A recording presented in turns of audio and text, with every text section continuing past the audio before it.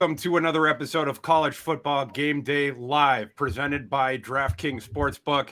I'm your host, Thor Nystrom, joined as always by my co-host, Mike Farrell of Mike Farrell Sports, the godfather of recruiting. Mike, how you doing this morning? I'm doing good. These auto plays for ESPN are going to come on throughout the show because there's just no way to stop them. It's an unstoppable force. So just be prepared for that. Absolutely. Mike and I are going to be live for the next 90 minutes, running through as much of the college football betting card as we can possibly get through. We will also be taking audience questions at multiple points during the show. So when you hop in, type a question into the chat and we will get to it. We promise. Mike, let's kick things off. Noon Eastern, Tennessee at LSU is our first game on the docket today. Tennessee has moved to a 3-point favorite. This happened overnight. It had been Tennessee minus 2.5, but they have moved up to the being a field goal favorite. We have a total on this game of 65. Is there an angle in this game that you like, Mike? So now it's 2.5 on DraftKings now. So it keeps wavering. Back to 2.5. Okay. Which is a better line. Obviously 3 is a killer. So this is an interesting one. It's not a night game at Death Valley, which would change a lot of things for me. Will Campbell, their starting left tackle, the super freshman, put up an Instagram story last night from the hospital bed, from his hospital bed. I don't know if you saw that. He's dealing with flu-like symptoms. He's not going to play. Kind of changes a little bit for me. They struggle on the offensive line here and there because of a lack of experience, and now they're going to be plugging in someone else at left tackle. I like the Tennessee offense. I believe in them. I believe in Josh Heupel. So I'm gonna lay the points on the road, which is never a good idea on the road at LSU. But I'm going to lay the points and say Tennessee outscores them and wins this by a field goal or more. So I'm gonna stay away from this side because my number is pretty close. Although I do have to the 2.5. I do have LSU as the slightest of favorites on my system does, but I'm going to go to the over. I think both of these offenses are going to be able to move the ball on the opposing defense.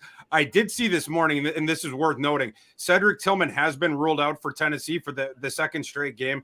But Tennessee still has a really good receiving core, even outside of him. So I think they're gonna be able to move the ball. And Mike, as you know, Josh Heupel is one of the best play callers and game plan strategists that we have, like overall that we have. I think they're going to be able to move the ball, and then I think LSU is going to be able to as well with a steady dose of the ground game in particular. But I think they could. LSU could also possibly get the passing game going a little bit more. They've talked a bit about taking more deep shots. So we'll see how it goes. You know, you can laugh, but we'll see how it goes. It's Brian Kelly. They're not going to take more deep shots. They want to. And Kayshon Boutte has checked out. Just checked out.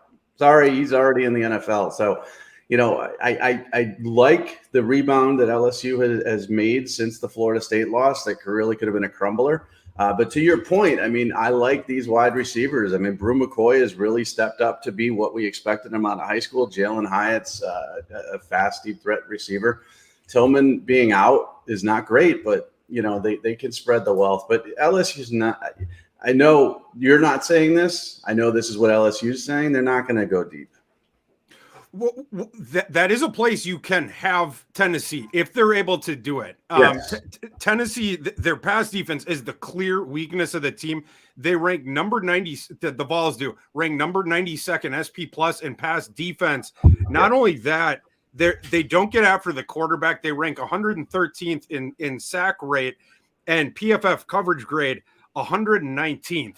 So Tennessee, the opposing quarterback, in this case, Jaden Daniels, he's going to be back there the entire game. He's not going to be getting heat in his face, and Tennessee doesn't cover very well either. Maybe. So could be a get-right game for him through the air. They got no left tackle. They don't have the left tackle, but Tennessee does not generate much pressure. But it is important to keep an eye on that for sure. It's going to be interesting. Fun game. Going to be a fun one. So Mike's on the Vols there, excuse me, and I'm on the over. Mike, moving to our second one that has a noon Eastern kick, our second SEC game that has a noon Eastern kickoff. Mississippi State live in the marketplace right now, hosting Arkansas, is a 9-point favorite. We have a total on this game of 57.5. This is one of many games on today's card where there is enormous quarterback questions on one or both of the sides. In this case, on Arkansas with KJ Jefferson. Have you heard anything about KJ Jefferson's status for today? And who do you like in this game? No, not yet. There's a lot of game time decisions out there, if you notice. Lots of them. Lots of them. By key players, too. Well, and then I noticed that you've got a lot more over under than you do sides this week. And I think that plays into it. I mean, not in this game. You obviously have a pick in this game, but no, I haven't heard. I think we're going to see a lot of guys, sort of trotted out there or just in street clothes. It seems like one of those weekends where, he could play and then he comes out in his nice looking suit and you're like, oh my gosh, I already mashed that line. What am I going to do? This is an intriguing football game as well. Mississippi State is a dangerous offense. Will Rogers has things going on. Arkansas's defense, especially the secondary, not that good. But Mississippi State also susceptible to a power running game, could be out physical in this game. It's at home for them. I'm taking Arkansas simply because I believe that this is a team that's, been sort of snake bit a little bit this season. I know they got thumped by Alabama, but the A&M loss still lingers for them. I still think they're pretty ticked off. I still think they believe they're the second best team in the SEC West. And I really expect them to, play a very physical game. Plus, how many years have we seen Mike Leach come out after a game where his team just didn't play at all? Just didn't play. Like everybody sucked. And he hasn't had that game yet this year. And I think this might be that game because I just picture a soundbite of Mike Leach saying, we sucked on offense. Our receivers sucked. We couldn't block. Everybody sucked. Our defense sucked. Questions, please, because that happens every year. Yeah, we'll see. I am on the other side of this one. I do like Mississippi State for a couple different reasons. It's a simple handicap for me in that Arkansas struggles at they have two very specific weaknesses, clearly delineated weaknesses, both of them on defense. Pass coverage, their PFF grade has gotten quite bad in that because of all the injuries in the secondary, specifically to Catalan. But Arkansas ranks 124th in PFF coverage grade, or 124th. And they also struggle tackling, especially one-on-one. Their tackling rate, the tackling efficiency has been poor this year. Arkansas ranks 122nd in that. The entire strategy for Mississippi State, it's passing in general, of course, but the real strategy of it is get the ball into space and make the defense make a one-on-one tackle. So I question whether Arkansas is going to be able to tackle the Mississippi State guy who gets the ball into space.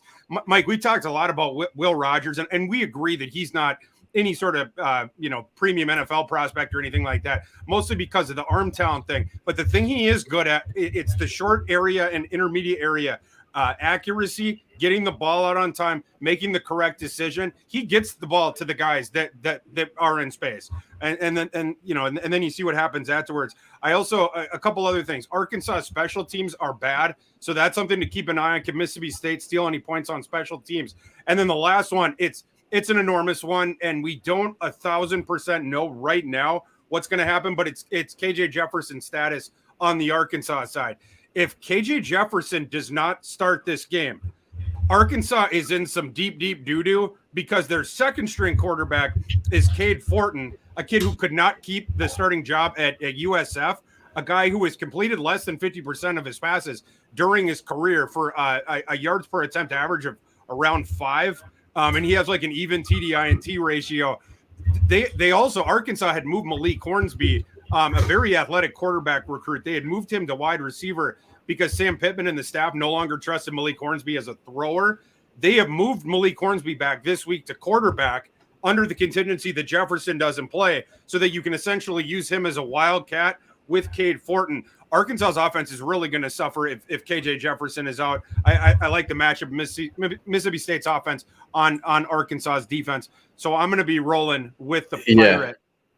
Yes, and that's a good call. I mean, I'm getting 9, so I'm pretty happy with that. I don't think Arkansas is going to win this football game. I just retweeted though 10 minutes ago video of KJ Jefferson strutting into the complex. He's going to play. Oh, yeah, okay. yeah. At M Farrell Sports, just check it out. I didn't shoot this video, by the way. I'm not in. I'm not on site at Mississippi State, but you just look at the strut, bro. That's a strut of a guy who's playing. It would have been impressive if you'd shot that. Well, yeah, my cowbells are tucked away. I'm in Connecticut, but doesn't that strut speak to you of a guy who's playing? Yeah. The tea leaves over the last 24 hours, they have started to slowly. There's been suggestions that were not there before that Jefferson could play. Earlier this week, it looked really bad. When Pittman was talking in his press conference, it didn't appear very good for his status. And even the day later. But Jefferson, I think he returned to practice on Thursday, if I'm remembering the day right. So he did get the practice day in. Obviously travel with the team. And as Mike said, moving around okay now. Like I said, the tea leaf sort of behind the scenes is the wind started to change late in the week that maybe Jefferson will play. So we'll have to keep an eye on that. And I think that's a Louis Vuitton bag too, Thor. Oh, well, he playing for sure then if he got a Louis. Yeah. He wouldn't have brought that one with him if he wasn't playing. I don't think so. Guys, the college football season rolls on. Betting Pros and DraftKings Sportsbook are teaming up to bring you a wild offer to start the season. New customers can get a $50 free bet when making their first time deposit. Get in on the action, create a new account, and sign up with the promo code CFB Pros. Make a minimum deposit of $5 or more, and then use your $50 free bet to get in on the live action. Again, to claim this offer, go to the link in our video description or in the pinned chat and sign up to get started. Mike, moving into our next, or actually we're staying in the same time slot. We're going to Lawrence, Kansas, where game day is for the first time in history. I got it up on my TV, Mike. As you know, I'm a Kansas alum. Would love to be in Lawrence right now. It looks pretty electric. Some of these signs have been pretty funny. But Kansas is hosting TCU. This line for a lot of the week was at TCU -7. After it had opened lower than that, it was more like TCU -5 when it opened. The marketplace pushed it up to 7. That's where it was most of the week. Woke up this morning and TCU had moved to a 7.5 point favorite. So they've been getting sort of consistent money in the marketplace. The total on this game is 68.5. Mike, who do you like in this epic tilt of Big 12 undefeated teams? And I love how you say epic, Kansas City. I mean, Kansas grad you, but this just in, by the way, but from my buddy Chife, who does a lot of research, helps me with that. Road team 7-2 in the last 9 meetings between Tennessee and between Arkansas and Mississippi State, which speaks more to Louis Vuitton and the swagger of KJ Jefferson covering that. I'm not going against Kansas. I'm just not. This is game day for the first time in history. This atmosphere is out of control. TCU coming off a huge victory over Oklahoma. Kansas coming off kind of an ugly win. This is their moment. This is their Super Bowl. They're going to come out and they're getting points. They're getting a touchdown. One of the props I saw that I wrote that you should mash, which was surprising to me. Max Duggan's line of passing yards is 309.5. That's high. Even when he was perfect last week against Oklahoma, he came in under that number. He runs the ball, which is going to cut down on his passing attempts. Kansas has given up yardage this season. I think Leonard at Duke had 324. But I would take the under for Max Duggan at 309.5 yards. And I would take Kansas to cover this game. I mean, they're just, even if they lose by a field goal, and they're getting 7.5 now on DraftKings, I love that little hook. Give me Kansas or give me death. I love that, Mike Farrell. From your lips to God's ears. I'm pulling up the props right now. Okay, we got some interesting ones. The books are expecting TCU certainly to spread the receiving wealth around. Darius Davis, Tay Barber, and Quentin Johnson. Their numbers are all within 11 on the book that I'm seeing right now. So kind of interesting. One thing to keep an eye on in this game, vis-a-vis TCU's offense against Kansas's defense, is the speed on the TCU side. That, as a Kansas fan, that's the biggest thing that I'm concerned about. TCU gets you into space, and they have all these blazer athletes on the outside, or you have like a guy like Quentin Johnson, the deep ball maven, the ball skill guy, the guy that breaks tackles after the catch. If they get him the ball, sort of reminds you of a younger Julio Jones kind of a deal. But the fleet guys that TCU has, I question whether Kansas has the athleticism in their secondary to keep up with some of those guys. So the explosive passing plays concern you. Max Duggan, this is a very key matchup for him. Number one, is he going to be accurate enough throughout this game to take advantage of that? Duggan lost his job over, coming into the season because this staff questioned his accuracy. But ever since he took over for an injured Chandler Morris in the opener against Colorado, Max Duggan has been awesome. He is, small sample size for sure. So that's why we need to, keep an eye on this thing. But if he keeps playing the way that he has, Kansas could be in trouble because he's also a good runner. But who knows? Max Duggan could always turn into a pumpkin, to turn into what he was last year. And Kansas's defensive backs have been opportunistic and ball hawking so far this year. So that's something to keep an eye on. And then with the Kansas offense going against the TCU defense, Kansas manages to be – they're super duper efficient on offense in general, but they also have managed to add in the explosive plays. Not the Iowa State game, but the games before that, because of this really innovative offense or interesting offense that they run. It's the heavy zone read action with a ton of motion pre-snap. Leipold and his offensive coordinator absolutely love the pre-snap motion. It gives the quarterback answers to the test before he gets the paper to start the test, because the defense has to tip off intentions to whether they're in man coverage, whether they're in zone coverage, and also how many guys they're going to have in the box, how many safeties are going to be up. They have to tip their hand on everything. One interesting thing, though, with regards to that was Iowa State runs a 3-3-5 defense. 3-3-5 defenses don't react quite as much to the pre-snap motion because of the configuration of the defense as, for instance, say a 4-3 or a 3-4. And so Iowa State was not tipping off as many intentions. Kansas was still taking care of the ball, but the explosive plays totally went up. They didn't have them in that one. So we'll have to see, because now Kansas turns around. They're playing another team that plays a 3-3-5, TCU. And so, we'll have to see if they're able to figure out any more answers for that than they had against Iowa State. But I am going to take the over because I do trust the efficiency of the Kansas offense.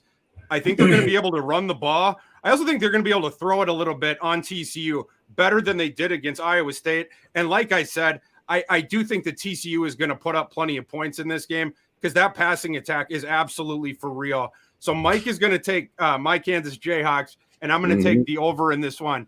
Hold on. Before you move to the big, with the big non-showdown, there's some numbers for you as a Kansas fan that you're going to be excited about. First of all, I think it's a little cowardly for you not to take Kansas. Well, just to say that is your team. That's fair. Okay. TCU 1-4 against the spread in their last 5 meetings on the road against Kansas. That's good for Kansas. Kansas 4-1 against the spread in their last 5 games when playing at home against TCU. That's good for Kansas. TCU 3-7 against the spread in their last 10 meetings against Kansas. That's good for Kansas. And the underdog is 7-3 against the spread in their last 10 meetings between these two teams. That's good for Kansas. Both teams are perfect against the spread this year. Perfect. Yeah. Something's got to give, and it's going to be TCU. I love it. I hope so. Moving to the next game at noon Eastern, another Big 12 one. Mike, you mentioned it. We got the Red River rivalry, not as prestigious this year as we've seen in some recent years. This line's been doing interesting things as well because this game had the quarterback status questions on both sides. Texas answered theirs a couple days ago by saying that Quinn Ewers is going to return and start today. Oklahoma's is still an open question where Dylan Gabriel took that nasty shot last week. The indications I was getting this morning is that Gabriel probably is not going to play. But have you heard anything on that, Mike? On No, Gabriel's status so far? I will tell you this. I mean, a head injury in this, the world we live in, following Tua, I would be surprised if he plays. And I don't know anything about his diagnosis. I don't know whether he's cleared. He is going through warm-ups as we speak. So that's a good sign. He's not in street clothes. But it's going to be difficult to trot someone out there after a concussion issue. And that being said, the backup, of course, is General Booty, which is one of the best names in the history. Quinn Ewers is going to play. All indications point to Texas, being a big winner here. But this is Texas, so I'm taking Oklahoma. I don't trust Texas. You give me 8 points in the Red River. And you give me 8 points and I'm Oklahoma. I'm taking it and I'm running with it. So I got Oklahoma in this one, but it looks like Dylan Gabriel's warming up, which is a good sign. For sure. Yeah. For Oklahoma. Absolutely. I'm going the other way on this and taking Texas, mostly because I was thinking that Gabriel was not going to play. Mike, you mentioned it, took that nasty shot. And then also I had heard that OU has a 2-week, mandatory sit-out period if you have a confirmed concussion. Not sure if that's changed or not, or what Gabriel was officially diagnosed with, because we never know that with the college players either. But right. Have to keep an eye on that. But Texas's offense, I think, especially with Ewers back, it matches up really well with this Oklahoma defense. Texas is going to be able to get the deep shots with Ewers back, and now with Xavier Worthy healthy, the explosive plays through the passing game. Bijan, adds quite a bit, obviously as the runner. But I think Ewers' arm is really going to test the Sooners deep. The Sooners, we talked all week about Dylan Gabriel's injury status. The Sooners have worse injury problems on the other side of the ball. They just ruled out one of their best linebackers for the rest of the season. Oklahoma's actually down to only 4 healthy, active scholarship linebackers right now. It was an area where Brett Venables, even before this past season-ending injury, where he had come out and already stated that he was concerned about the depth, and then the new kid goes down. So that's something to keep an eye on, especially because of the way that Venables likes to play defense. He's famous for these replacer concepts where he blitzes, whether it's 1, 2, 3 guys, and then you have the other guys in the defensive alignment shift right after the ball is snapped to replace that guy in the alignment, right? So you could have a linebacker running back to safety, or a safety dropping down into the slot. However it goes, the linebackers in this scheme get a ton of responsibility because they just do so many different things, and sometimes they're asked to be out in space with athletes because of the way that it goes. And you think back to his time at Clemson, it was usually either the amazing athletes like a guy like Isaiah Simmons, or he had like the veteran grinder guys who never made mistakes like James Skalski. Oklahoma right now, again, Venables does not have the guys that he can trust like that, especially because of where things have gone with that. So for all those reasons, I'm going to take Texas. And again, being pessimistic about Gabriel's status, although Mike says that he's out there. So we'll see if he ends up playing. He's warming up. You mentioned the protocol, the 2 weeks and all that stuff. There's a lot of reports that he's been ruled out. So it's a bit of a surprise that he is out there warming up. That doesn't mean anything. He's in warm-ups and he's throwing passes.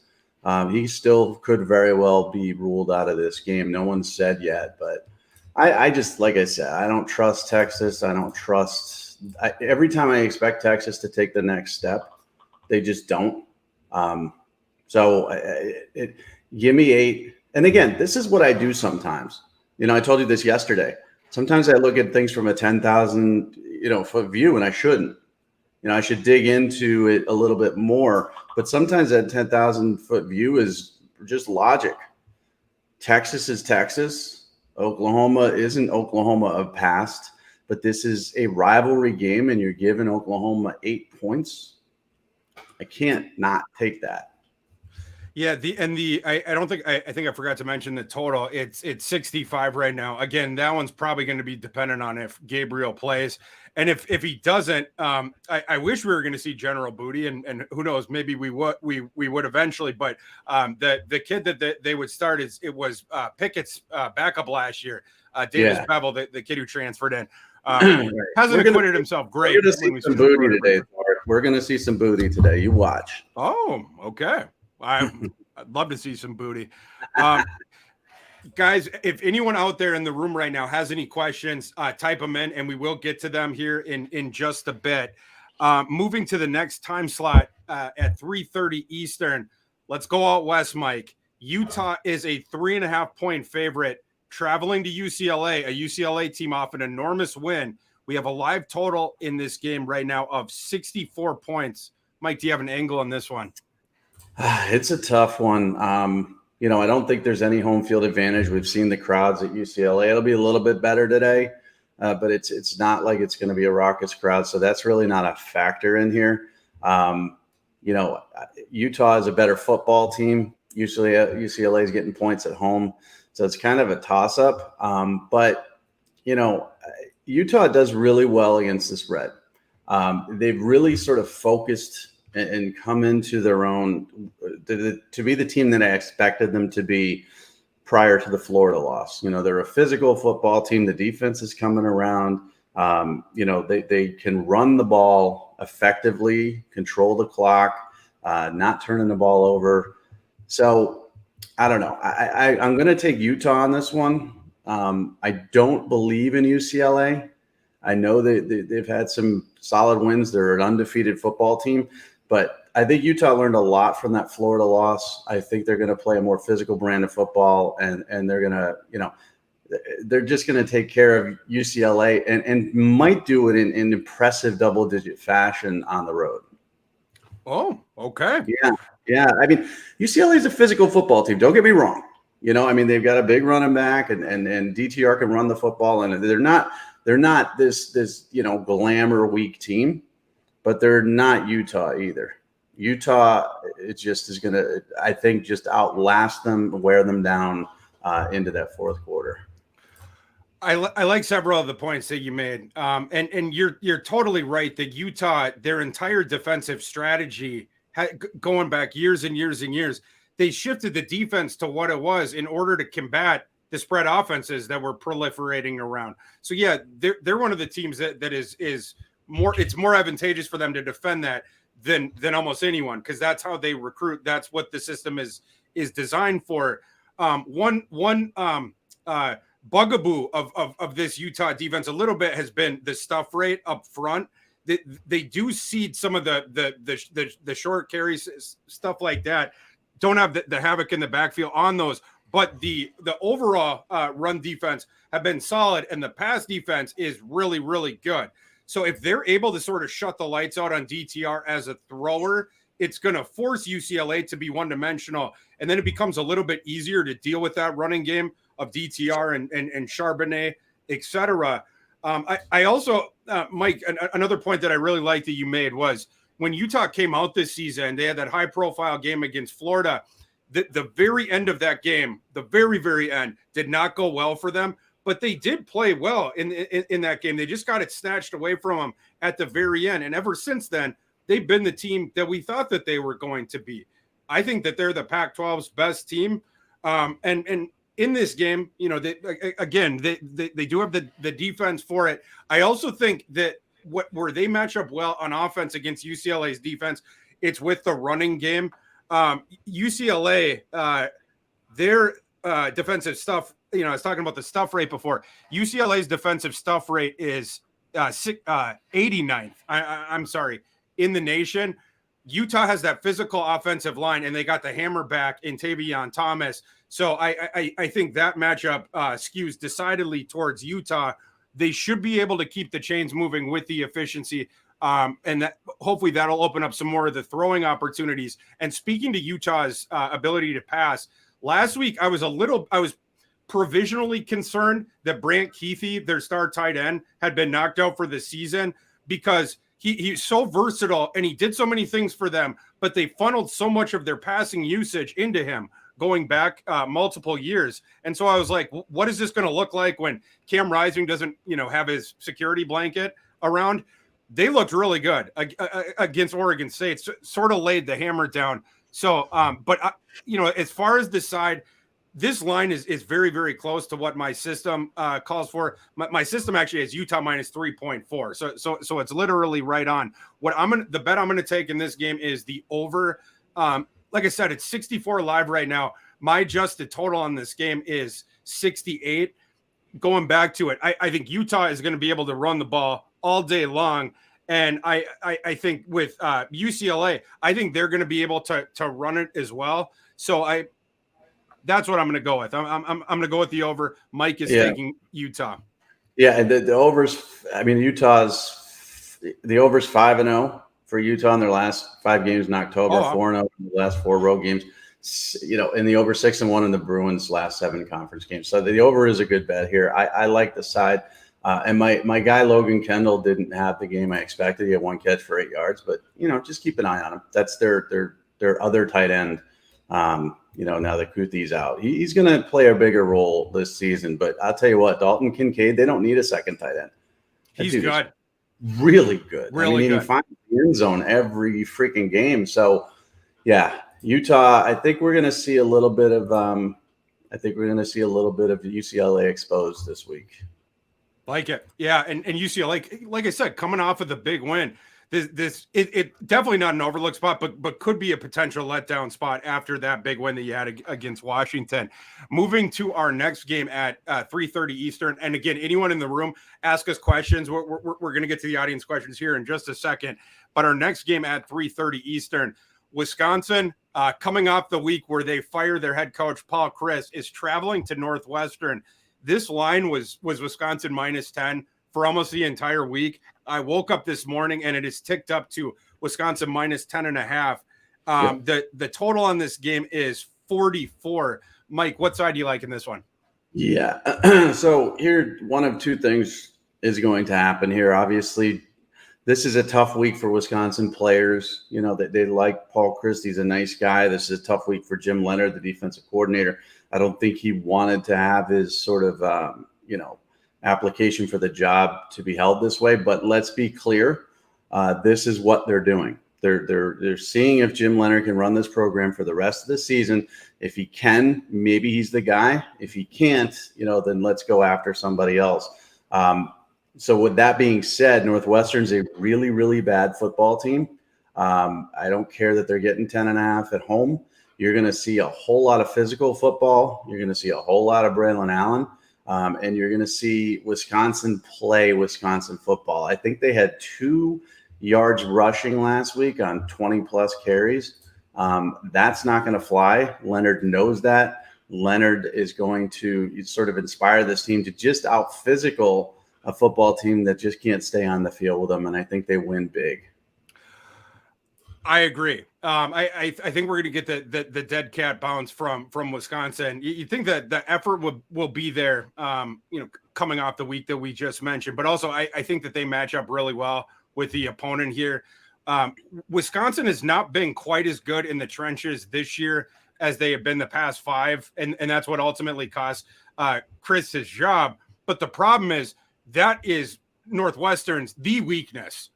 They stink up front on defense. I should say. Obviously, the Northwestern's offensive line is good, but the matchup of the Wisconsin offensive line going up against that Northwestern defensive line that consistently gets shoved backwards.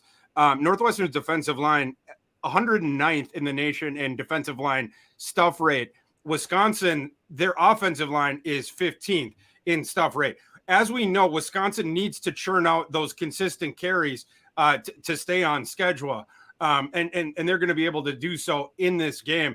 And I struggle to see what Northwestern is going to do on offense to generate points, because Wisconsin still has the good defense. I just, again, this is not a great matchup for Northwestern, and it's a Wisconsin team that is going to be locked in coming off of the firing of Chris. I expect a big bounce back performance in this game. And Mike, like you mentioned, Leonard is there. There's not a more motivated person in America right now than Jim Leonard, because he's literally coaching for his future, right? Like if he does well down the stretch here, the last 7 games, he is going to be named their permanent head coach, like Marcus Freeman, and get a super lucrative contract. If things do not go well, he probably will not. So the motivation both for the team and for the coach. Yeah. This is it should be just a rout. I mean, it shouldn't be a fun game to watch, and it just should, and then, what do you do about Pat Fitzgerald? It's a different discussion for a different time, but that's a really bad football team. Pat Fitzgerald will be there till the day he dies if he wants. I agree with that, but Paul Chryst is a Wisconsin alum, and I know expectations are higher at Wisconsin than at Northwestern, but I mean, we're in a day and age where nothing surprises me ever. And I could see Pat Fitzgerald actually stepping down rather than being fired, but I mean, whatever. Nobody's safe. Nick Saban's on the hot seat. Welcome to college football. Welcome to college football. Absolutely. Moving to the last afternoon game that we're going to talk about today. This one is a 4 p.m. Eastern kick. North Carolina is traveling to Miami. Miami is a 3.5-point favorite right now, live in the marketplace, and we have a total on this game of 66. Mike, what side do you like in this one?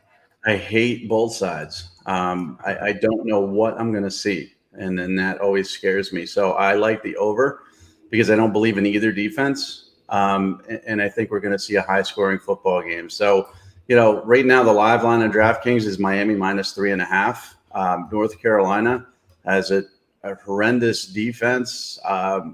Miami has an offense that hasn't played really at all in their last 2 games, but yet offense always beats bad defense. And the way Miami played against Middle Tennessee, I just still can't even fathom what I saw.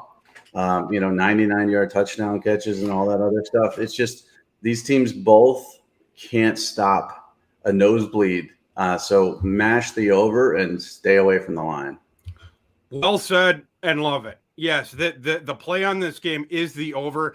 And by the way, I'm dropping the bad signal on this one now, because earlier this week I absolutely love the over. Like if you just get into the handicap, Mike, you mentioned it of how advantageously both offenses match up with the defense.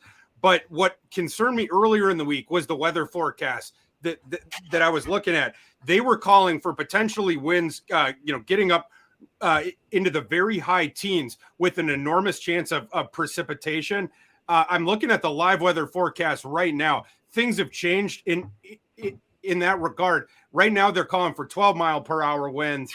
It does look like it's going to be raining there, but the key for over-unders, the biggest factor as far as weather goes, it's always the wind. You're not as concerned as you are by the wind. So the fact that has come down in the forecast now to 12 makes me more bullish. But getting back to the matchup, Mike, you were getting into it a little bit about Miami's defensive backs. You can't trust them against any competent receiving core and good passing team. UNC is an awesome passing team. Drake May has been absolutely fabulous. And Mike, we talked about this yesterday about how well that kid has played. Why don't you tell the viewers what you were telling me about what you had heard from some of your sources about Drake May over the offseason? Because I thought that was fascinating when we were talking about that. Yeah, it was a little crazy. I was told there were Trevor Lawrence comparisons in the spring, and I didn't believe it. You hear this from coaches, and it's, sometimes it's coach talk.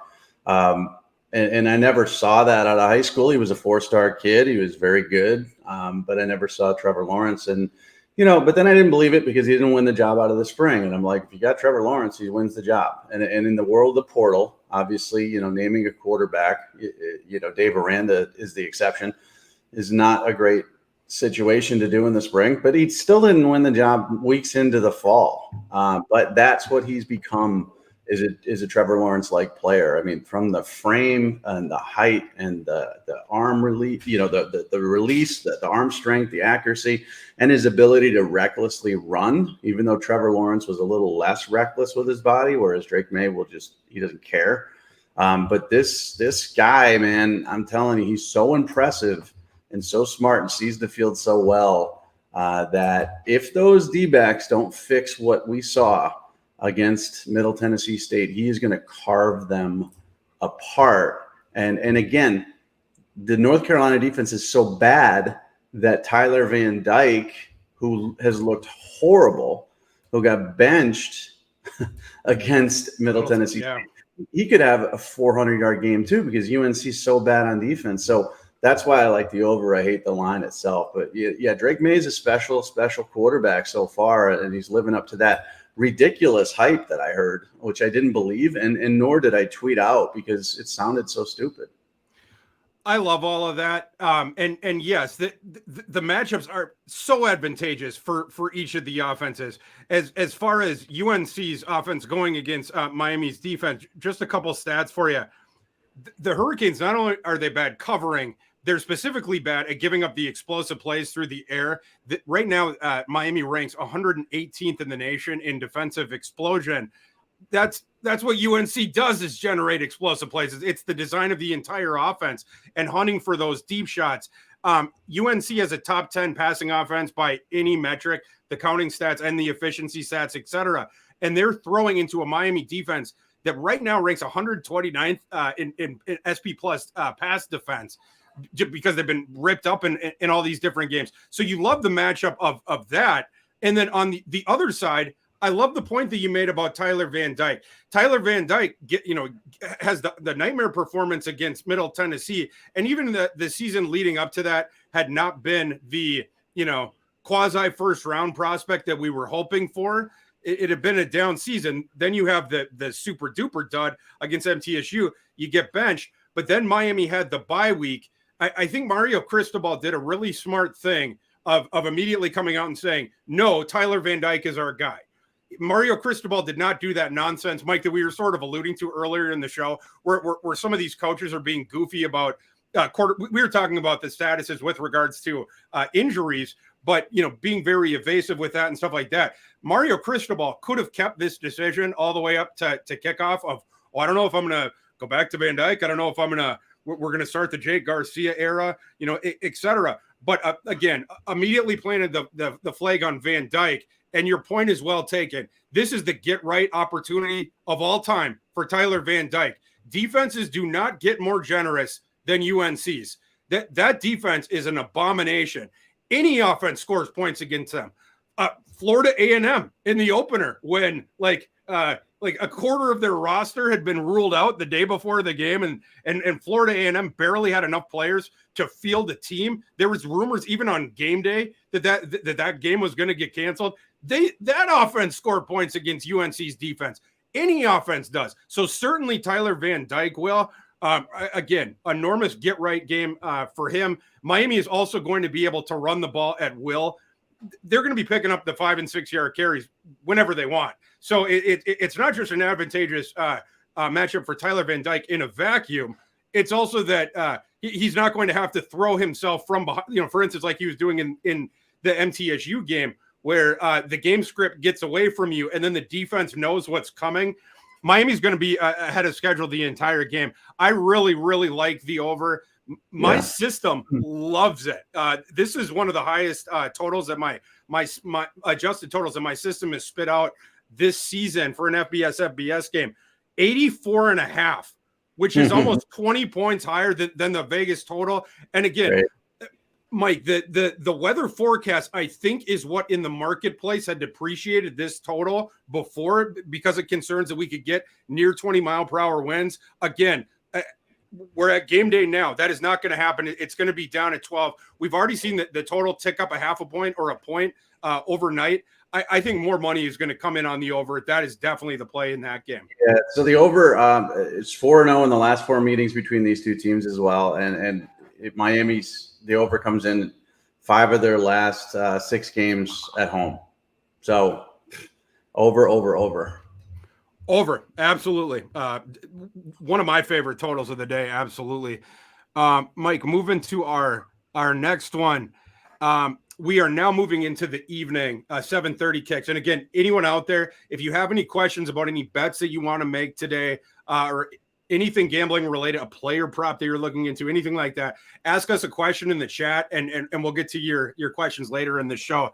We usually have some real degenerates that ask like horrible. Didn't we have like a New Mexico question a couple weeks ago? I mean, the degens are either sleeping today, or we had an Ohio State Rutgers question last week. So the degens, they're out there. They just got to ask the questions. The one last week we got, wasn't it the FIU New Mexico State game?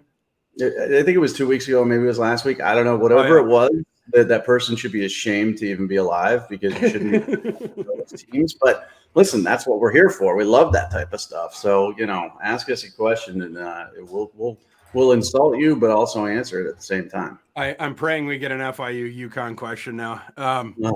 That Mike, that's your wheelhouse. That's your neighborhood. So I'm going to defer that one to you if we do. Not even allowed to bet on Connecticut games because of some state law. You know how much money I'd make? Wait, really? Yeah, it's not available on any of the DraftKings, all of them. I can't bet. So wait, you just can't bet on? Are you saying you just can't bet on the UConn game? I cannot bet on UConn games. But you can bet on other games. Yeah, every game. Oh, it's legal in the state of Connecticut, but I just can't. I can't bet on UConn. This is actually the first time I've ever heard this. That's actually weird. No, it's been a good year that I've been frustrated by this, because I would have won a lot of money in hoops and football, but I have to drive to Massachusetts apparently. Well, I don't even know if it's legal in Massachusetts, but drive to New Jersey and then I can hit a game. But when it does the old GPS thing, it says nope, sorry. Mike, do you bring Jim Moore along for the road trip when you go across state lines? It would be fun. Jim Moore followed me when he got the job. I'm done trying to deal with UConn. Randy Edsel turned me off so much that I won't even drive by the campus anymore. Oh gosh, Mike, we have a prop question before we get in. We start with the evening games. Mike Lukovitz asks, he wants to know about Adrian Martinez's rushing yard prop. If we would go over in that. So a very specific question, Mike. I'm gonna have to look up what his prop line is.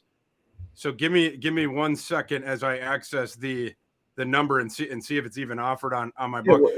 What time are they playing? There it is. Okay. So K-State, first of all, I'm a big Adrian Martinez fan. I got logged out, so you're going to have to do it. I think Kansas State, to be honest with you, no offense to TCU, no offense to Kansas, I think they're the best football team in the Big 12. Okay, so 63.5 for his rushing. Over. The guy has been – I'm seeing that too on my book, 63.5. He's been phenomenal running the football. And he's also, you don't think of these quarterbacks, you don't think of him as a burner or Lamar Jackson type. He can bust off a 75-yard touchdown. Once he gets a head of steam going, he's gone. So I would take the over on that one, 63.5, because he's fallen into a rhythm where he's got a good balance of pass and rush. He's confident again. That team, they have a pretty good offensive line, as we know. They got Deuce Vaughn as a really good distraction if he wants to tuck and run. So I would match the over on that one. This one is very difficult for me. At where the number is. So Martinez now is getting a ton more rushing usage for Kansas State. I mean, and this has been an offensive strategy of Kansas State's going back to the Bill Schneider days, and it certainly still is, incorporating the legs of the quarterbacks, which maybe Scott Frost should have done a little bit more with Adrian Martinez. The last 2 weeks, so we'll go back first to the Oklahoma game. Adrian Martinez in that game ran the ball 21 times for 148 yards and 4 touchdowns.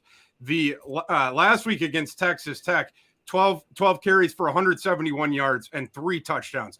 So he has had absolutely an enormous output there. the books have had to tick this thing way up. That's why initially my eyes got a little bit big with what that number was, because earlier in the season it was way lower than that. And the first 3 games of the season, he would have gone under what this number is.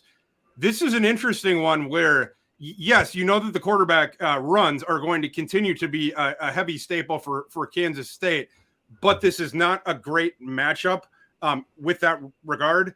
Iowa State, there's a lot of things that they leave to be desired with that team. Their run defense is very, very good, though. And they keep gap integrity. They don't you don't have guys crashing down where all of a sudden there's enormous, running lanes on the outside, whatever. I do trust their tackling and their run defense in general. So it's the sort of the prerogative of Kansas State against the strength of Iowa State.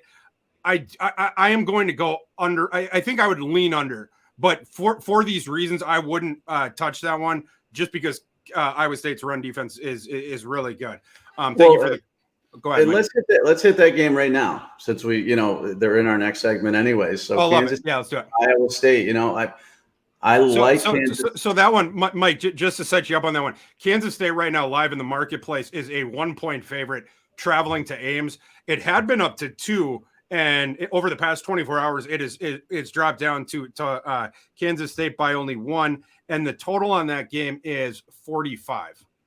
Yeah, so give me Kansas State in this game. I'm not, I don't think I've ever been a big Iowa State believer. The year they were preseason number 5 or 6, I predicted 8-4 season.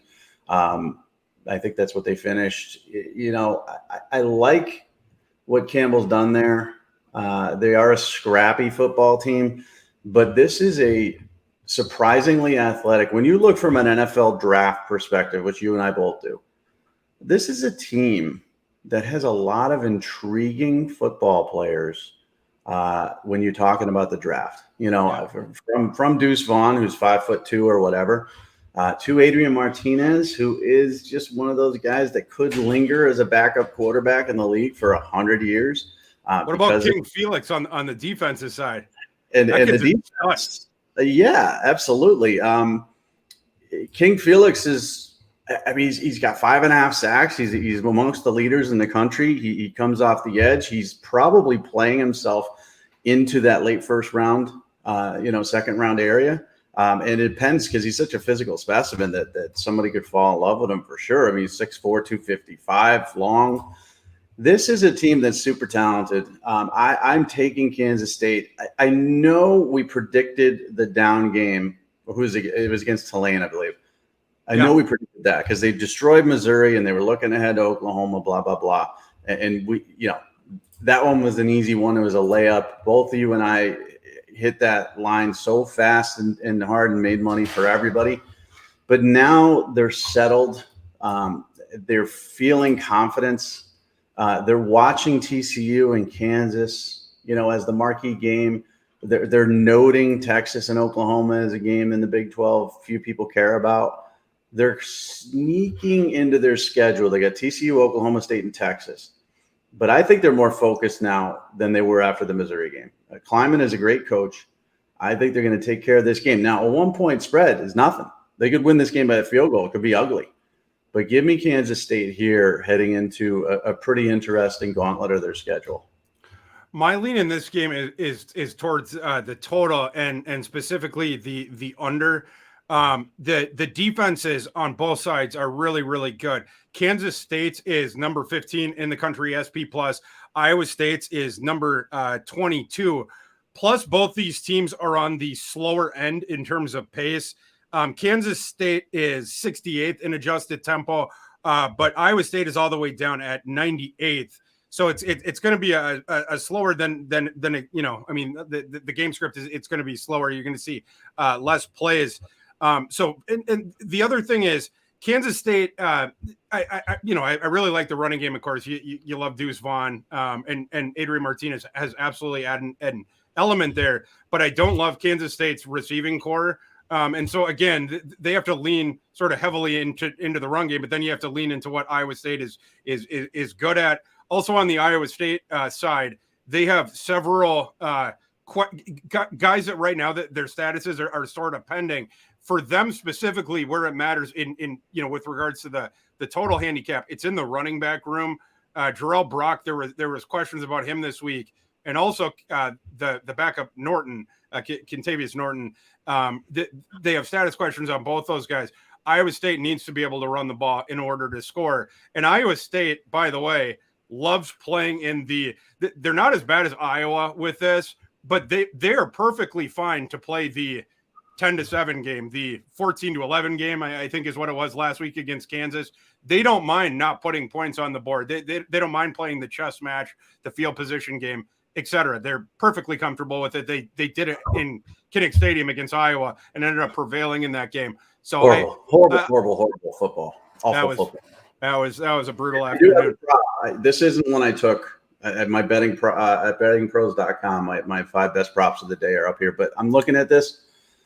Adrian Martinez over 0.5 touchdowns rushing. Just take it. The guy's he's got that one.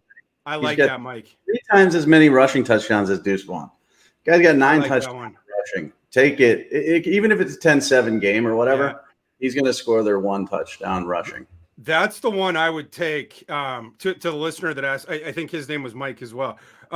Mike Farrell. That's the bet that I would take instead of the one that our listener asked.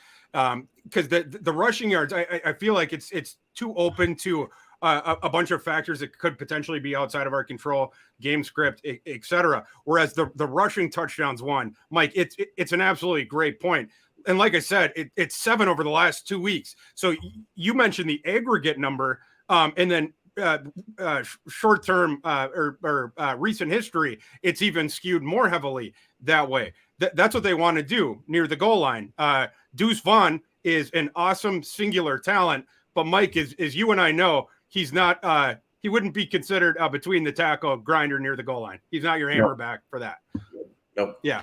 So you need Adrian Martinez there. I love that. Let's go to the Holy War, man. I can't wait for the War. Let's go to the Holy War.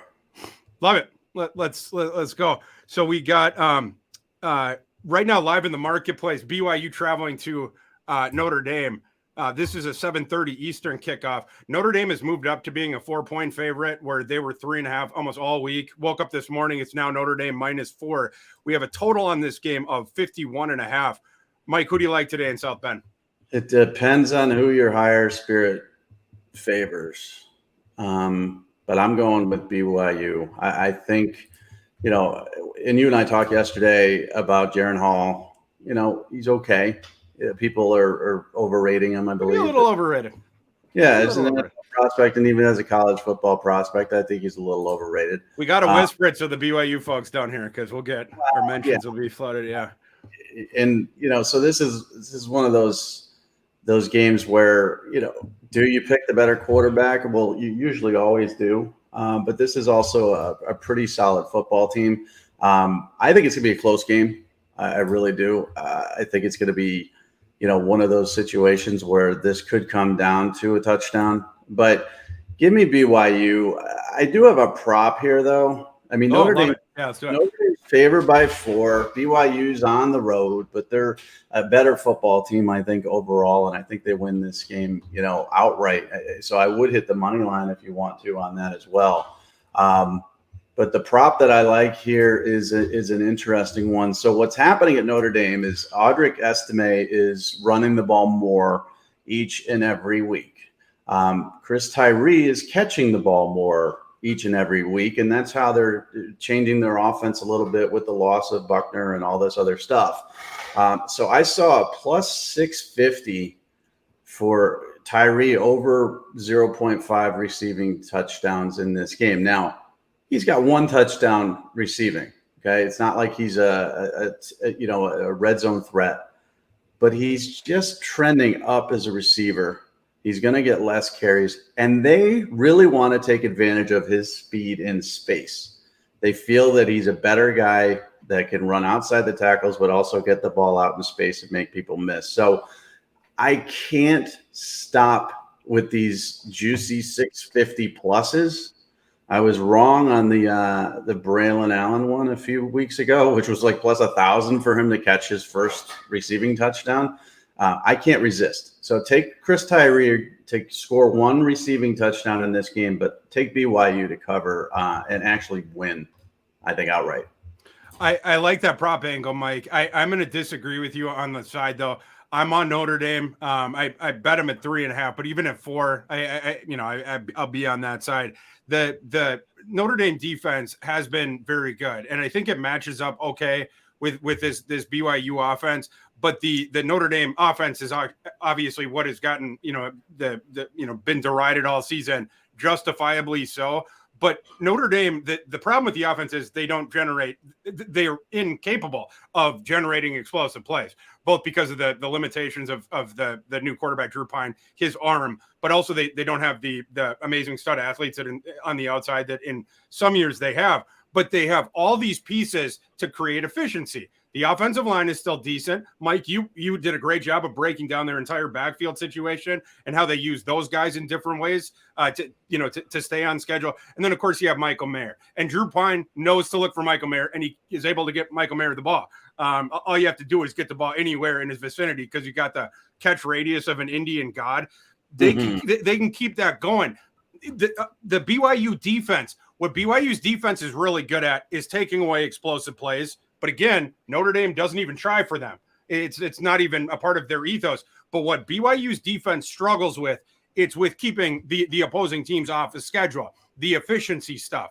So I feel like that's a strength on weakness for the Notre Dame offense a little bit. In terms of maybe thinking that they might have a little bit better performance than we from earlier this season, because there's still that residual thing in your head of watching them, Ohio State against Marshall, some of those games where the offense just could not get going.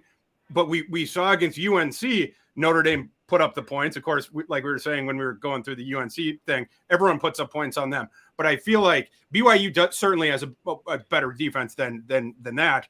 But I feel like the thing that BYU struggles with on defense is something that Notre Dame will be able to take advantage of. One other note about it, Notre Dame has an enormous special teams edge in this game. BYU's special teams, the Football Outsiders ranking on it, the holistic ranking where you add the field goal values, the punt coverage, the kick coverage, everything like that, is 118th in the nation. So BYU is bottom 15 in terms of special teams. Notre Dame is number 32. So we got a discrepancy in that one as well. Another quick prop note on this game. So they've figured out our Michael Mayer thing. He's at 78.5, right? So I'm not touching that prop at all. But if you remember earlier this season, again, I think it was even against North Carolina last week. It was like 49 yards. They figured that out. So you can't. Chris Tyree receiving yards, 10.5. Mash the over on that too. I'm telling you, the way this offense is progressing, it's going to be more Estime running, more Tyree catching. So mash the over on that too. That's kind of low at 10.5. He's come over that the last 2 games. And like I said, his projection as a receiver is moving slightly upwards. So take Chris Tyree. And if you want to parlay it and be a real degenerate, you could take him over 10.5 yards and scoring a receiving touchdown if you want to.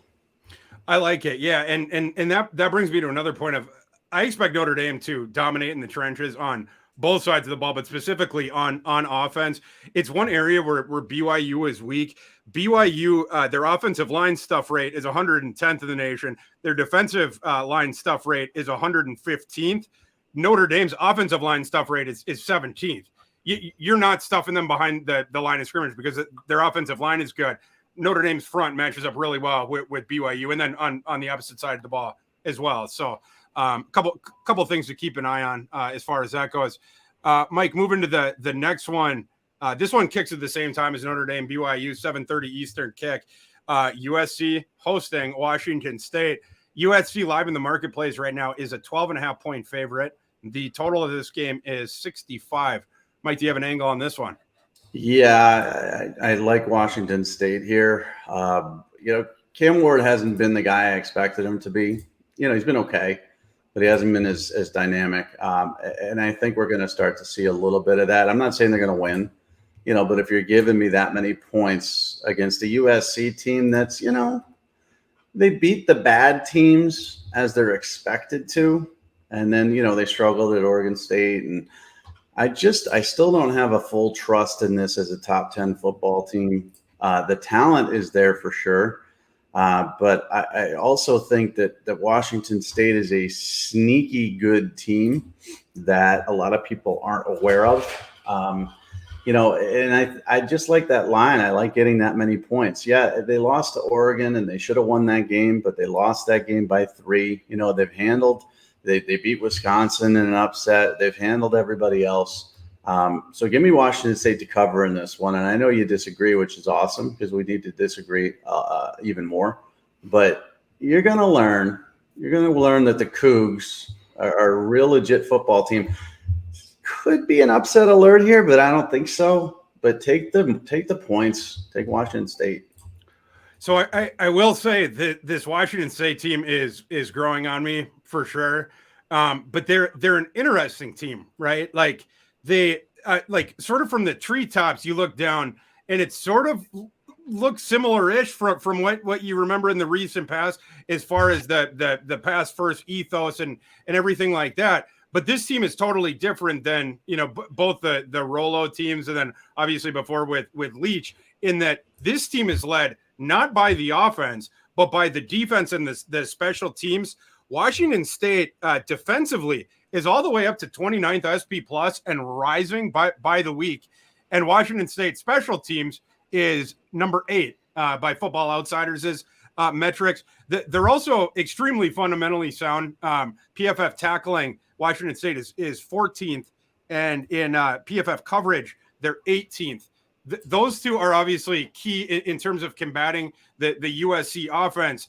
But if I got to make a play on this one, my lean is to USC because the bugaboo of Wazoo's offense is, they're trying to do the volume passing thing and complement the defense and the special teams with it in that way.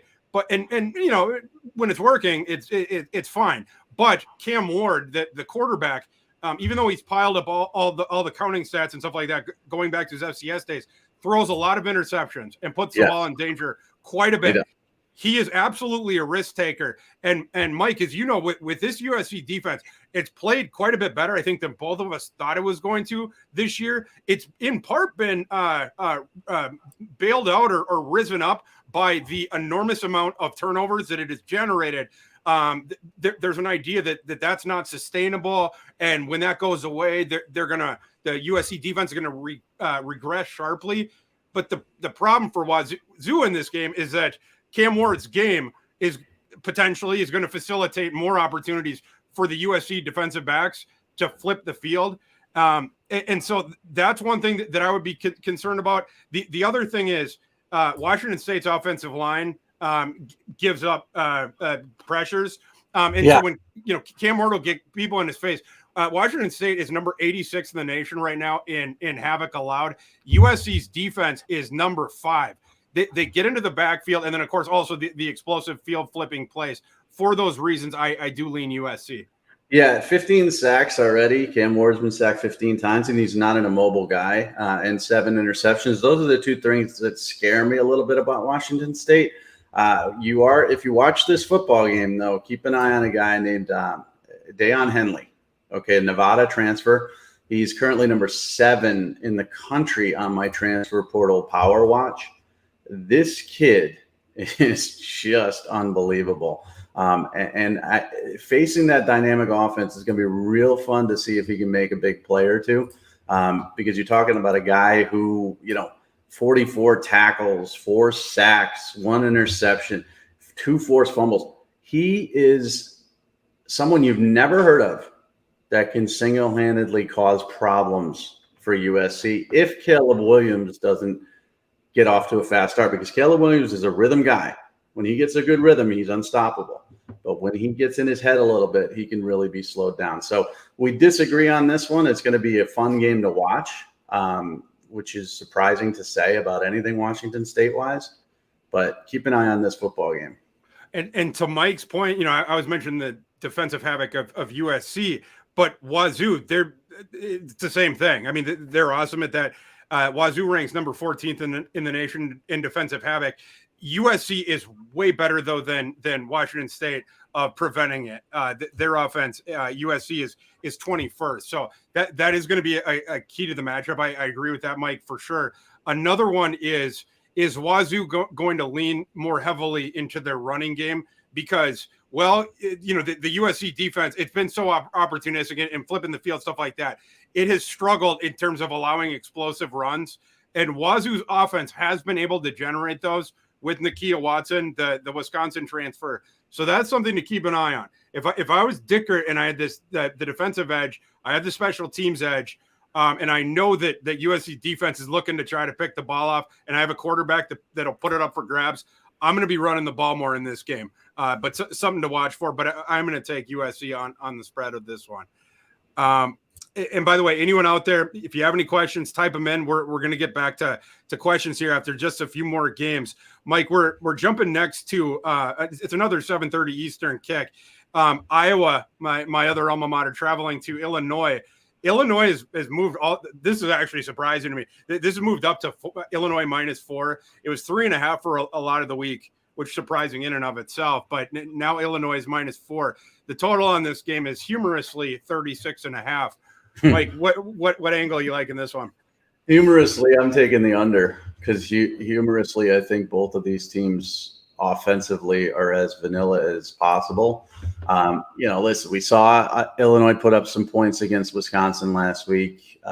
They've got a good running game with Chase Brown. They want to open things up, but DeVito's more of a runner than a passer, it seems. Now, he's been efficient for Illinois as a quarterback, but he's not going to beat you downfield. Iowa's defense is solid. They're going to make this a tight game. This is wheelhouse Kirk Ferentz, Brett Bielema football. This is 13-7. Take the under. I don't like the line at all. Yeah, in terms of with it getting to 4, I think I have to take Iowa at that point if I'm going to bet this game. In what work, like, we never could have envisioned that this line would get here, like in the offseason or whatever. Illinois coming off of that enormous win at Wisconsin, a circled game for their head coach, Brett Bielema. And it turns out it got the guy on the other side, Paul Chris, fired. I think that this is sort of a sneaky letdown spot the next week. And now you got to play this Iowa defense that is really physical. Iowa last week was playing Michigan, and they played the mouse, and Michigan played the cat.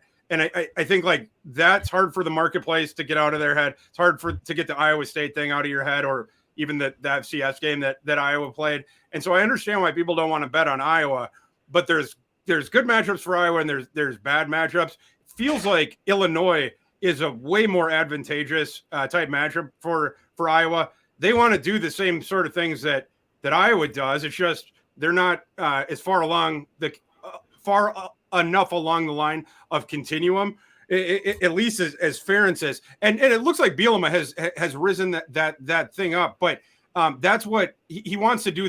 I called Illinois over the offseason. I called them the Kirkland brand Wisconsin. And now Wisconsin's the Kirkland brand Wisconsin, and now Illinois is Wisconsin. But I still respect Iowa's offense. They want to play in rock fights. Illinois, that's what they do as well. So I'm going to lean towards Iowa with the +4.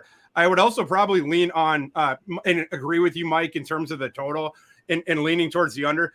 I was talking before about the UNC Miami game where my total system spit out one of the highest totals that I'd seen this season. This game, Iowa, Illinois, for an FBS game, I think this is the lowest total that I've seen all season. 28.5 is what my system spit out, which I started laughing when I saw that. So I would lean the under. It might be a little high too. I mean, Illinois is giving up 8.4 points a game. Iowa's giving up 10. This is essentially points per game, the number 1 defense in the country versus the number 3 defense in the country. This literally could be a 20 or less game. I mean, your number could be even high. So take the under, man. It definitely could, for sure. And it's not just that The defenses are both awesome. It's both the run heavy ethos, stuff like that. They're so similar to each other. So there's going to be nothing that the one sees that the other hasn't, and et cetera, et cetera, et cetera. This game's sort of going to be like the Spider-Man pointing meme. So yeah, definitely on the under. We agree on that one.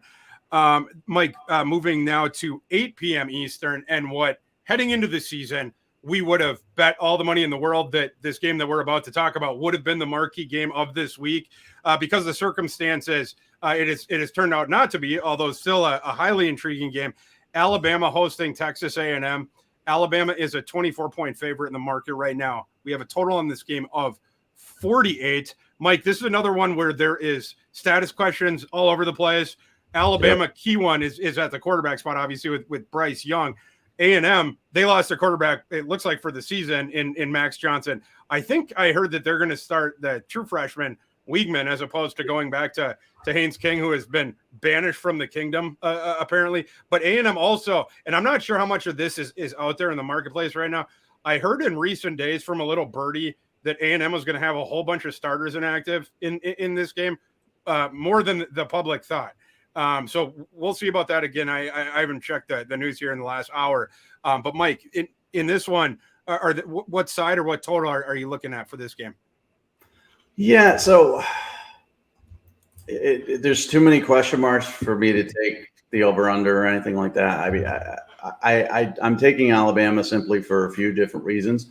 Bryce Young likely won't play. Now, you and I talked about yesterday about his competitive nature and how he wants to play in this game. It's been circled and all that stuff. And when Nick Saban says you're a game time decision, you're a game time decision. Like, Nick Saban just makes that decision. It's not going to be leaked early. There's no reports right now. There's reports that Bryce Young is out. I don't believe any of them, but I don't care. I think this is Nick Saban's opportunity to just run it up, get revenge for last season. Potentially send Jimbo into more of a hot seat after his yapping this offseason about Nick Saban's narcissism and all that stuff, which is 100% true. But Jimbo's probably even more of a narcissist. I think Jalen Milroe is a different quarterback. He's not as accurate as Bryce Young, but he's more of a powerful runner. And I think either way, they're going to get it done. This A&M team is battered. This A&M team, I don't think, believes. That was pretty clear. I think their coach has lost them a little bit. And, I just think this is a statement game for Nick Saban. He's gonna show and flex his muscles. And I have a prop here too. Jahmyr Gibbs is 69.5 rushing yards is his line. And I think that's reduced because Milroe could be the quarterback and he's going to take some carries away from him. But Gibbs is going to get his touches, and really he needs like 10 carries to get over that 69.5 rushing yards. So take Gibbs over 69.5 rushing yards and take Alabama to cover this. It's a high line too. Honestly, I think 24 is a little bit steep. So that means someone in Vegas knows something as well. And I think, you're looking at a 30-point victory. Yeah, for me on the side, I'm staying away. Some, of course, that I investigated deeply this week, and there was times where I'd be leaning towards Alabama, and then I'd be like, no, I'm leaning towards A&M now. But I just couldn't end up getting there. The reason when I was leaning A&M, it was because the pace of play, the good defense, and then Bama. I don't think that they're going to have Bryce Young. Like, my handicap at this game is under the assumption that they won't have him. Your point's well taken, Mike. It's just that Bryce Young suffered an AC joint sprain of his throwing shoulder. Quinn Ewers had one on his non-throwing shoulder, and like the timeline was like 3 to 6 weeks. And it's a pain tolerance thing. So, and you have the shots or whatever where potentially you could play through it. But the thing is, why would Saban rush him back from an injury that usually has at least you're going to be out for a couple weeks when they should win this game? They're 24-point favorites, and you have national title aspirations again. So I would expect to see Milroe. And I love the point that you made about that as well, Mike, about Milroe's game. Right now, he's raw as a passer. And it's not just that he's very raw as a passer. Alabama's receiving core is way down. They're way down. And their offensive line is down as well. But where Alabama's better is their rushing attack. between Gibbs and then the other kid. And now with Milroe, that's the one area where he is superior to Bryce Young is dangerousness once he breaks out of the pocket and gets into the open field. Had a couple jaw-dropping runs in the last game when he came on in relief. I do think you can expect to see Alabama going more run heavy. I also don't think that they're going to run at the tempo that we typically see. Again, assuming that it's Milroe today, which is my assumption. So I think Bama will play a little bit slower. A&M's ethos is always to be one of the slowest running teams in the nation in terms of their tempo. And then meanwhile, for A&M's offense, they have a dearth of offensive skill talent at this point because Anaya Smith is out. It's basically just Devin Achane. And now it looks like you're going to the true freshman quarterback who's going to be surrounded by a lot of guys that he doesn't know very well, in part because of those injuries, like I mentioned. I like the under of this game a lot. It's Jimbo's prerogative for sure, but I also think it's the way that Saban can guarantee himself the win, but by the efficiency on the ground, stuff like that, a grinded out kind of a game. So I'm gonna take the under on that one. Mike, jump into our next one, our last ones of the middle evening slates, I guess. Florida State traveling to North Carolina State. North Carolina State is a 3.5 point favorite live in the market right now. We have a total in this game of 51. Mike, who do you like in this one? I like NC State to rebound. I don't really like what I saw against Clemson last week from an offensive standpoint. They're favored by 3.5 live on DraftKings right now. But Florida State, I think, obviously the momentum has stopped. I think those questions coming back as to, how good a football team are we? The 4-0 start was awesome. It was a lot of fun, but reality has hit, and this stretch is a very difficult one for Florida State. Because Clemson's looming as well. So, the loss to Wake Forest took a little steam out of them. They've got kicking game problems that I can't even describe. NC State is at home, angry. Devin Leary's being criticized. The offense is being criticized. I like NC State to win this game by a touchdown. I think it'll be a close game. But at 7 to 10 points for me is what I'm looking at here. So take NC State. Yeah, these are both teams that are coming off the disappointing losses. And so what team is going to get off the mat first? But Mike, I lean the same direction as you. This isn't an official play for me because I do think the line is pretty close to what's objectively fair. But my line on this game is NC State minus 4.5. So I'm showing a point of line value on the Wolfpack, and I'm going to take that and sort of trust them to have the bounce back performance because I did not love what I saw of them against Clemson, but Clemson can put a lot of different teams in the blender. The area that I want to see improved on the NC State side, Mike, we were talking yesterday about Devin Leary. I want to see Devin Leary more refined through the air in this game. The Florida State defense can be had in terms of just consistently picking up the gains that you need to stay on schedule. Maybe not as much the explosion. Florida State takes that away from opposing offenses, but again, you can stay on schedule against that defense all day long. So, but between the intermediate stuff, which NC State, the receiving core isn't that great, but the guys that they have, it's like the intermediate stuff, right? Like Thayer Thomas, like he's a guy that catches the ball. He's a reliable guy, but not terribly explosive, et cetera. The run game for NC State and then the short passing, expect to keep them on schedule. And I'll take them to cover the 3.5 points. Mike, we got let's take some user questions. Jojo Ramon asks us about the Kent State Miami of Ohio game, and then also wanted thoughts on Toledo and Northern Illinois. I'll kick us off on this one. I do have a bet on Miami of Ohio.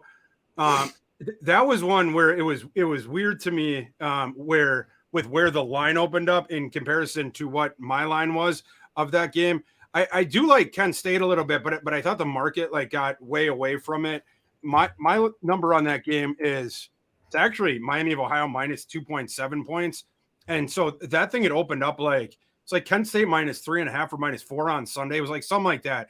And so I was surprised by the open. I was also surprised by the money that Kent State was taking in the market. And it had pushed it all the way up to like 6 or whatever, or even maybe potentially 6.5. But then it toggled back. Seems like late in the week now the sharps are hopping back in on Miami of Ohio. Last time I saw that line, it was at 5. I'm not sure what it's at now, but like I take a stab on Miami of Ohio. And then for me, the Toledo Northern Illinois game, I don't have as much of like a read on that one or a lean on that one. The Vegas line, it looks like it was Toledo minus 5.5, somewhere around there. My adjusted line on it was Toledo minus 3.7. And then the total, I was showing a little bit of value on the over of that one. So maybe I'd lean the over of that one, but I'd probably stay away. Northern Illinois, their record is awful, but they're not playing maybe quite as bad as the record looks. Thomas Hammock, their head coach, was making this point after the last game of like, we've played better and our record probably shouldn't be what it is. And I actually agree with that. It's sort of the direct opposite of what happened in Northern. They've regressed to the mean in terms of luck with game results. Last year, Mike, as you probably remember, they went on that insane heater Northern Illinois did at the end of the season to make the MAC championship game. They were pulling all these games out of rabbit hats, coming behind on folks, fluky circumstances at end of games, etc. And these things piled up. So all of a sudden they had this awesome season. But again, some of those things going against them. But I think the point needs to be made. I think they are a little bit qualitatively better than their record indicates. But I do like Toledo a little bit more, I think, than the market. So I'll stay away from the side on that. Mike, did you have any thoughts on either of those two MAC games? I'd take Northern Illinois. I mean, they played a couple Power 5 teams close. They lost to Vanderbilt by 10. They lost to Kentucky by 8. They're getting 5.5 at home. I don't know if they're going to win. They seem a little bit snake bit, as you said, and they don't have the luck of last year. But I think they can keep the game close, and there's an outside chance that they do win the football game. And I like Kent State on the road. I think they have. Cephas at wide receiver is a difficult matchup. Miami of Ohio. I'm not an expert in Miami, Ohio world, but I like Kent State's offense. I like the fact that they could possibly put up big numbers here and win this football game by maybe 10 points. So. Yeah, and just speaking to the Miami, Ohio side really quick, I think part of the marketplace is out on them because they lost their quarterback Gabber for the season. And the kid who came in, I believe it's like Avion Smith or like something like that. Forgive me if I butchered the name, but a little bit inconsistent early on. But one element that he provides you, it's the rushing utility. So this is probably just like a super duper poor man's version of like Bryce Young to Milroe, where the backup comes in and you're getting the better, or like the Boise State thing, right? It's probably a better example. Going from Bachmeyer to Taylon Green. Miami of Ohio is going to be able to generate more of the rushing output than they have in recency. They've done like, you had the less mobile quarterback, but then it was a lot of, you had the running back committee or whatever. I think adding in the element of the quarterback rushing, you're going to lean more into that, particularly against this Kent State defense that for years hasn't been able to tackle. And, Kent State wants to play fast, go quick, whatever. It's going to make Miami of Ohio lean even more into their run game, not only because they're going against the weakness of the Kent State defense, but in trying to give their own defense rest before it gets back on the field against Kent State's offense. So that's the side that I would like in that one. Mike, moving to our very last handicap of the day, it's already 11:30, almost 11:30 Eastern. Time flies when you're having fun. This one for our last game of the day, our only late night game. This one's an 11 p.m. Eastern kickoff. Oregon State traveling to Stanford, a game where there's really interesting stuff going on with this line. This thing was at 7 all week. And then it was like last night, or maybe it was yesterday, late afternoon, something like that. It started to toggle down, and then it had gotten to 5 by like late last, like when I went to bed at 2 a.m, because I'm a sicko who stayed up for the entire Colorado State Nevada game, which was epic, by the way. But wow. It dropped to 5. When I looked at it this morning, it was down to 4.5. This thing's moving so fast, I should probably check the line again to make sure that in the past hour and a half, it hasn't moved on us. 4.5. Stanford plus 4.5. 4.5. stayed where it is. Big line movement late in the week for a game where there's no new injury news, right? Like we knew that Chance Nolan's probably going to miss the game for Oregon State. I don't really care about that because Chance Nolan's not very good. Oregon State does have injuries, like Musgrove and the tight end who's really good, and one of their rotational backs, like a couple kids like that. But it wasn't any new information, and so it's notable that there's been that line movement late in the week. Mike, is there a side or a total that you like for this game? Yeah, I think this is going to be an ugly football game. the over-under is down to 53.5. So people are starting to. Oh wow! Yeah, they're starting to money on the under too. They're starting to catch up. I like the under at 56. I still like the under at 53.5. You're talking about two, average to below average offensive football teams. Tanner McKee is an NFL prospect, but he's thrown 4 picks. Oregon State has quarterback issues like crazy. It's going to be a run-oriented football game. Both defenses aren't horrible. Oregon State especially is pretty good on defense. So I like the under. I don't like the line at all, but I think this is what's going to happen is you're going to be in your 13th hour of or whatever college football, your 12th hour, and you're going to be looking forward to this game. It's going to be a clunker. It's going to be a low-scoring, boring Stanford type of football game where Oregon State probably wins it on the road, but it's going to be both teams in the 20s and take the under. I am looking forward to this game, Mike, and in part because Colorado State, Nevada. I mean, what is wrong? That game was freaking awesome. That game was so entertaining. In the first half, there was the 3 turnovers on the one side, and they'd only completed the 4 passes, but they were up 14-0 because they returned both turnovers that Nevada had for touchdowns. It was just absolutely glorious. I did watch Denver, Indianapolis for the entire. That was not glorious. That was and into overtime. So I guess I'm a glutton as well.